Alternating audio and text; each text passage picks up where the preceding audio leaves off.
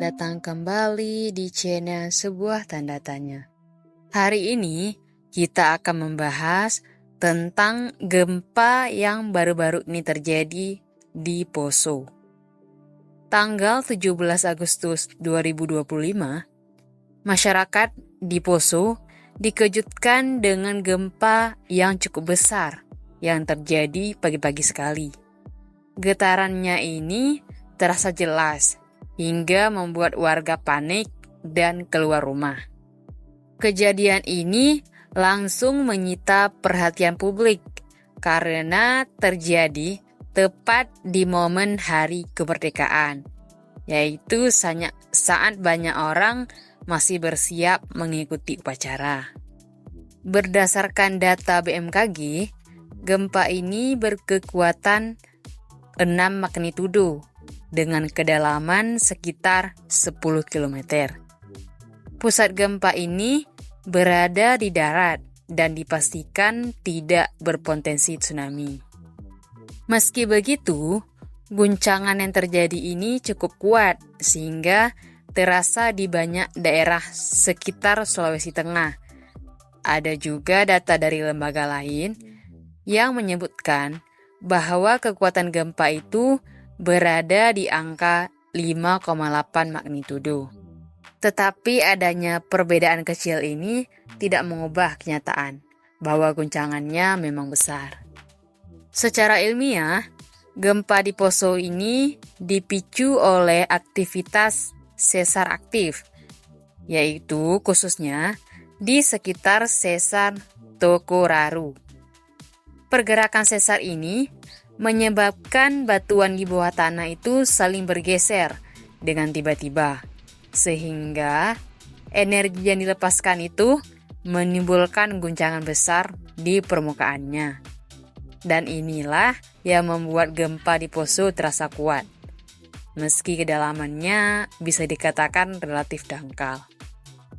Salah satu dampak yang paling memilukan dari kejadian gempa ini yaitu robohnya gereja Elim di Desa Masam saat sedang berlangsung ibadah pagi.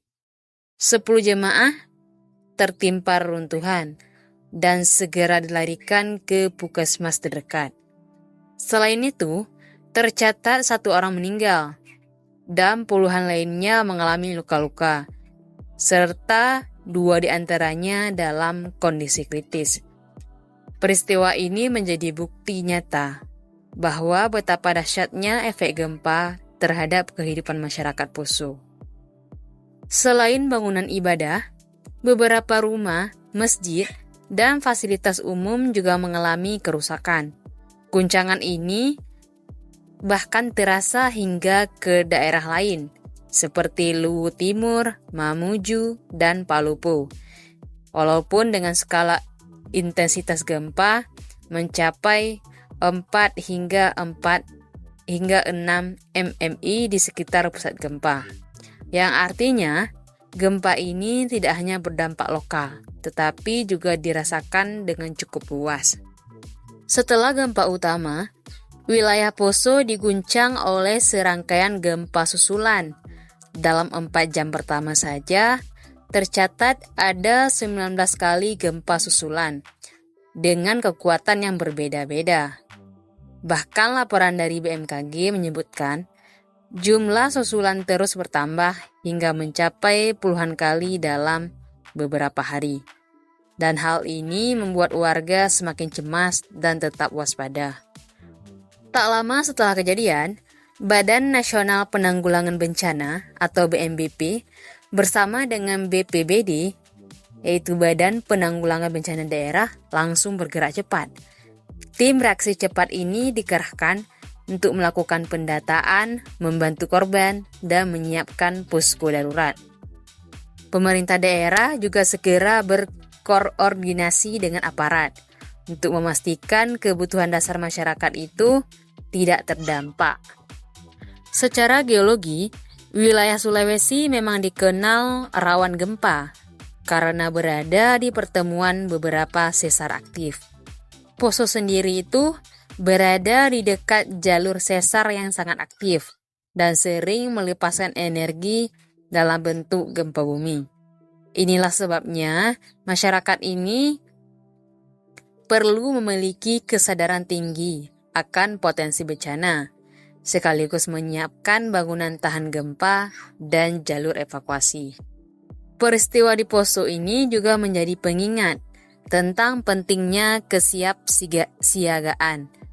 Beberapa langkah sederhana bisa dilakukan, seperti menyiapkan tas darurat berisi senter, air, makanan ringan, serta obat-obatan. Selain itu, penting juga untuk mengetahui titik kumpul yang aman dan melakukan latihan evakuasi di rumah. Hal kecil ini bisa menyelamatkan nyawa saat gempa kembali terjadi.